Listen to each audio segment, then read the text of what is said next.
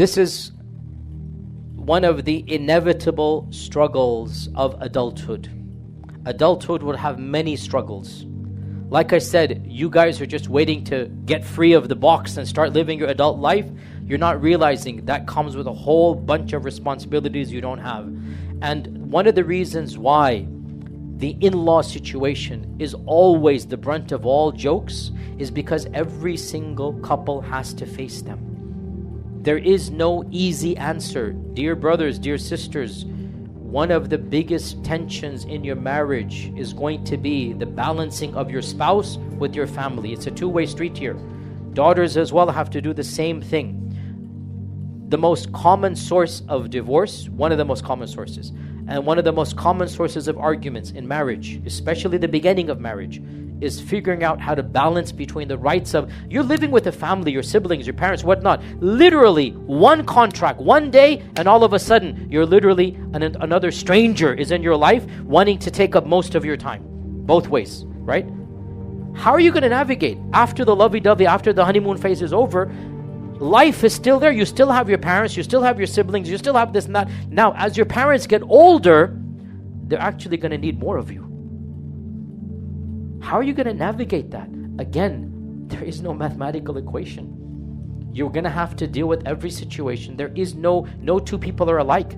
There's a whole host of factors. How much do your parents need you? How many other siblings do you have? Are you in the same city? Financially? A whole host of factors. And that's why the Sharia did not come with specifics. It came with generalities. So yes, Jannah lies under the feet of your mother. No doubt about that. At the same time, the Prophet said, the best of you are those who are best to their wives. Those two are not mutually exclusive. You're going to have to navigate the both of them. And I cannot teach you how to navigate your particular journey because nobody will be walking in your shoes other than you. Nobody knows the characteristics of your lifestyle, the pros and cons of what your time, your money, the akhlaq of your mother versus the wife, the relationship. That's another factor. Do your wife and mother get along? Does your father and brother get along? Or brother-in-law, whatever, get along? Everybody gets along. These are all factors that you have to decide when the situation comes. All I can tell you, I go back to what I said last week as well. First and foremost, a pure heart. Make sure you're trying to please Allah subhanahu wa ta'ala. Secondly, if you are in trouble, don't be too arrogant to get help from loved ones. Get advice. In the end, nobody can walk your shoes, like I said.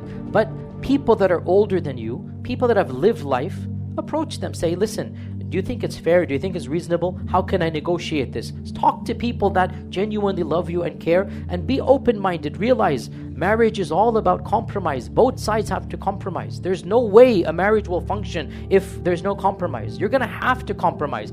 And brothers, I'm assuming this is a brother that asked the question. Brothers, be very blunt with you. You cannot choose sides between your mother and your wife. Each one has a right on you. And if the both of them are a little bit irritated with the other and they take it out on you, I'm sorry, I'm sorry, blunt here. You're the man. Be the punching bag. Really. Literally, I'm sorry, but man up. And I believe in men's roles, but I'm not a feminist. You know this, sisters. I don't believe in fourth way feminism. Men are men, women are women. Allah created us that way. And I say to the brothers, man up. Let your mother be a little bit irritated and spout it out. Let your wife be frustrated what your mother did and whatnot. That's the way, that's what Allah created you to be. Don't be a child and throw a tantrum at one versus the other. You are the son of one, and she will always be your mother, and Jannah's under her feet. And you are the maintainer of the other, and she is your responsibility, and you must protect her. So be the man. That's what Allah created you to be. Don't act like a child. That's a part of life. You have to navigate literally a mini civil war, and that's a part of the reality. Sorry, this is the reality, guys. That's the reality what's going to be. You don't understand this. It's going to be difficult. 90% of the time is difficult. But that's life. And you know what? That's how you're going to, you're not going to be able to surmount the problems of life until you face them. So yes, do what you need to do. And there are techniques that might come in handy in your particular situation. One of them, without a doubt, generally speaking, as much as you can, generally speaking, and the Sharia as a default mandates this. It is not healthy, especially for newlyweds, to be in the same house as the in-laws. I'm being very honest here. especially for newlyweds. It is important that you discover each other in a safe space, know each other's faults, weaknesses, akhlaq, characteristics, to have, and sometimes it's not possible. I'm not saying it's haram, but I'm saying it's healthy that there is a safe space for the couple and a safe space for the mother and father, right? And interactions then can be at least maintained. When the two are living in each other's, same area, it's a recipe for disaster, generally speaking. Now again, some of you might say, I cannot afford a separate house and my father is willing to let us live. Good, excellent. Understand that's going to come with a different set of baggage and rules. Wallahu ta'ala alam. Let's go for another 10 minutes inshallah, because I know it's getting late. Bismillah ar-Rahman ar-Rahim. How do I communicate and maintain a good relationship with parents who are toxic? They love me but do not communicate or respect me or my decisions, and instead insist on their way all the time without giving a single thought to my opinion. I have a question for you, brother and sister. I have a question for you. If your parents were right here, right now, and I were to ask them their analysis of the situation, do you think they would analyze it the way that you have? And I ask this because I want you to start going back to something I said many, many weeks ago. I know many of you are new, but those of you that are attending from the beginning, I said this many weeks ago, I think 2 months ago when we started.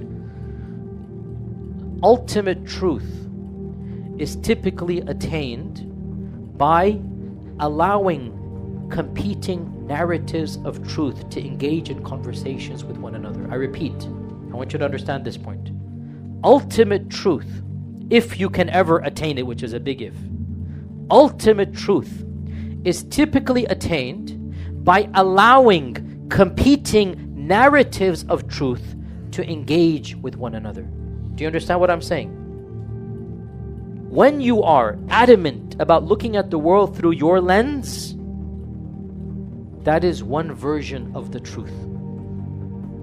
Your parents have another version of the truth. The best way to find a common ground and compromise, start looking at the world through their lens. Understand why they feel the way that they do. And then ask yourself, if you had their background, their knowledge, their paradigm, their epistemology, their upbringing, what could you do to better the situation you're in? And approach them with that. Number one, okay? Number two, there's no other way to say this. There's always going to be an awkward phase of your life where intellectually you feel like you're an adult, and maybe even you are to a certain extent, but financially and logistically you are not an adult. Most of you might be in that situation right now. You're living with your parents. You need to use their credit card for insurance and the bills, okay? If that is the case, then there is no easy way to overcome this phase unless and until you are fully independent. And that time will come, sisters and brothers. It's only a matter of time. How long are you going to be in this particular phase? I know it seems like forever. Been there, done that, right? It's only a matter of time before you break away and you become fully independent, and your parents might not like what you do, but they cannot enforce it on you, and you have the right to then rethink through and negotiate that relationship. So there is a light at the end of the tunnel. But let me tell you, when you get there, you will miss, believe it or not, being in the phase that you were in. Because with that light at the end of the tunnel also comes a whole host of problems and responsibilities that you currently don't have. So don't look forward to it without a sense of trepidation as well, okay? When you get to that end, there will be a nostalgia of how it used to be. And anybody who's older than 25, 35 knows this, okay? So don't be that eager.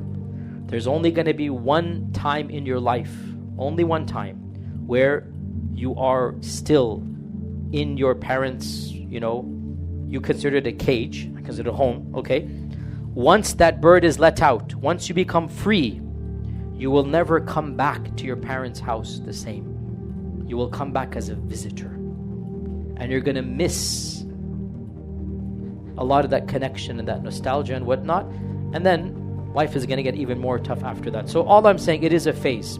You have to negotiate it. There's no easy way to do so. And again, go back to what I said 20 minutes ago. Don't ask a sheikh, how should I treat my mother and father to do this? You have to use your common sense here. The goal is you don't disrespect them. You're never allowed to disrespect. You are allowed to negotiate. You are allowed to try your best to persuade them. You're allowed to, try to find a middle ground. You can never be disrespectful. And in the end of the day, you are not obliged to listen to your parents about the minutiae of your life that does not affect them. Okay? You're not obliged to fiqh-wise. But meaning, for example, your career. Okay? Your mom wants you to be a doctor. And you're like, I don't want to be a doctor. Are you obliged to listen to your mother? It's your life. Even the Sharia says you don't have, it's your life. How can she dictate the rest of your life for you? Right? She cannot force you wujuban as wajib. But then whatever I say, you still have to deal with the emotional reality of breaking your mother's heart. Right? That's a different topic altogether. Same goes for all the rules and the restrictions that parents place on you. If it's reasonable, then you have to obey them. Okay? Sisters, if your father says, come home at this particular time, that's a reasonable condition. Sorry, but it is. It's a reasonable condition. He's worried about your safety, right? That's a reasonable condition. But if they ask you to do something that is not of benefit to them, like I said, a career choice or whatever, or forcing you to marry, no way. Nobody can force you to get married. That's your life here in the end of the day, right? So you don't have to listen to them. But the reality still of the emotional, attachment they have or the trauma that they have, nobody can help you in this. That's a part of life, and we all navigate. We all live through our dramas. Brothers and sisters, everybody has drama. It's not just soap operas. And you think your life is more difficult? All of our lives are difficult. Every one of us. We all have our internal traumas. We all have our battles we face. We all have our family issues. Every single person on earth. Don't ever think that only my life is bad. And frankly, after what's happening in Gaza, all of our problems are first world. All of our problems are first world problems. Thank Allah we don't have those problems. So put things in perspective.